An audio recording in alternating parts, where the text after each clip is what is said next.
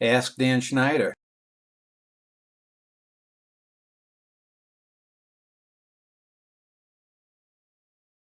This is Dan Schneider, and on this Ask Dan Schneider, I'm going to be answering a general question that I've gotten again over a decade and a half of Cosmoetica being online. I've probably gotten hundreds, if not maybe 1,000 times. It's one of those general questions many people get, and that is, what is the first film or movie that you recall seeing, and did you like it? Of course, there are variations that I'll probably do, like what's the best film, what's the worst film. But I picked What's the First Film because this current weekend that I'm recording, this upcoming weekend that I'm recording this, I'm going to be doing a show on film criticism and why film criticism is so bad on my Dan Schneider video interview. And it got me thinking about the lost culture of film and how when I was a kid, one of the first jobs I had would be sweeping up movie theaters, sweeping up the crumbs and whatnot after a show so that me and my friends who did it would get free passes to see movies. And the great thing about it was in New York growing up, in the outer boroughs, all the movie theaters there were open 24 hours. You would have in the very early mornings from about 1 a.m. to 6 or 7 a.m. you'd have pornography, the pornos. Overnight, all theaters were porno theaters. Then from maybe 7 to 11 a.m., you'd have the kids' fair, old serials, movie serials, old Daffy Duck, Warner Brothers stuff, Popeye cartoons, and other fare like that. Then you would have, and also including some, documentaries, old documentaries and whatnot. Then you'd have from maybe 11 a.m. or noon till midnight or 1 in the morning, and have whatever movies were playing there. I remember things like the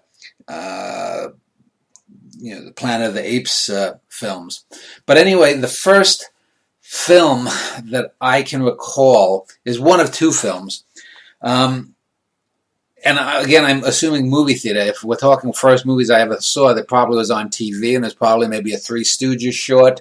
It might have been an Abbott and Costello movie on WPIX Channel 11 in New York as a kid growing up on Sundays at 11:30 to 1. All the old Abbott and Costello movies played. So they may have been the first movies that I actually saw, or it could have been something like, the old Universal monster films. But as for in the theater, I believe it was one of two films. It might have been You're a Good Man, Charlie Brown, because that left a great big impression on me. It's the cartoon version. And I think it was the cartoon version where Charlie goes to like summer camp or something. And if it wasn't that, at about 3 or 4 years old, whenever that came out in 68 or 69, it may have been The Sound of Music in re-release, a 5th anniversary re-release at Radio City Music Hall. And the reason I remember it was because my mom and dad took me into Manhattan. It was a big occasion, and we passed by a construction site which was going to be the Twin Towers. The World Trade Center was just being built then. It was just started. So this was probably in mid to late 69, I believe. I think the construction had just started for the Twin Towers. And I remember seeing Julie Andrews and the screen and her big face, with the hills are alive with the sound of music. She did it much better, of course. But I remember seeing how big her face was, 40 feet high on a big screen, and how pretty she was. Not beautiful, not gorgeous, not sexy, just pretty. Just something very inviting about Julie Andrews. And the image of Julie Andrews and The Sound of Music, a film which I will one day have to review, still sticks with me. Now, The Sound of Music is not a great film, I don't believe. You could argue it's a great musical. It's a great genre film in that sense. And I've never been big on musicals. And there's certainly musical numbers in You're a Good Man, Charlie Brown.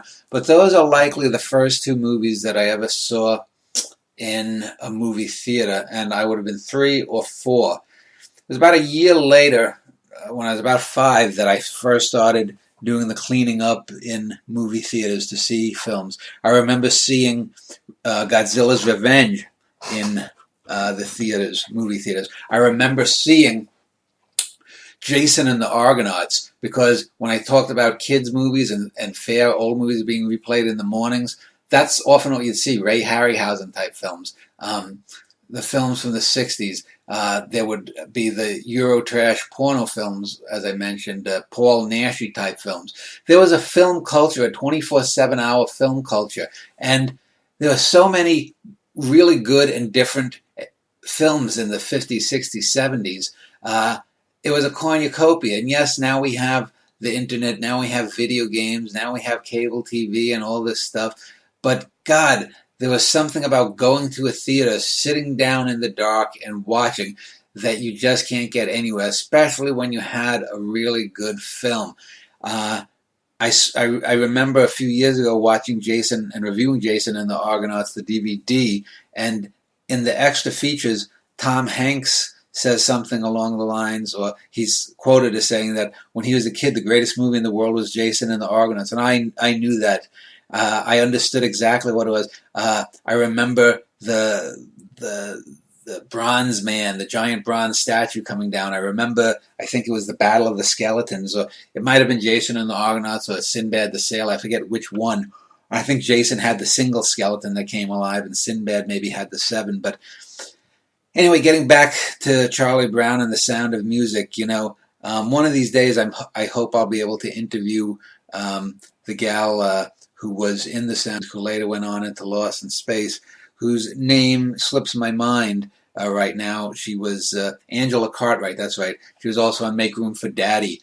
Anyway, the Sound of Music sticks in my mind. I was a little boy going to Manhattan to Radio City Music Hall with my mom and my dad, and everything for a brief while was good. This was maybe a month or two before my sister Christine was adopted. I remember it. I remember it well. Maybe it's not a true memory. Maybe it's 50% my memory or 25%, and a lot of what my mom told me. Maybe it's a lot of filler. I was an only child and my sister hadn't been adopted, but I remember the Sound of Music. I remember the movies, and it was a good feeling back then.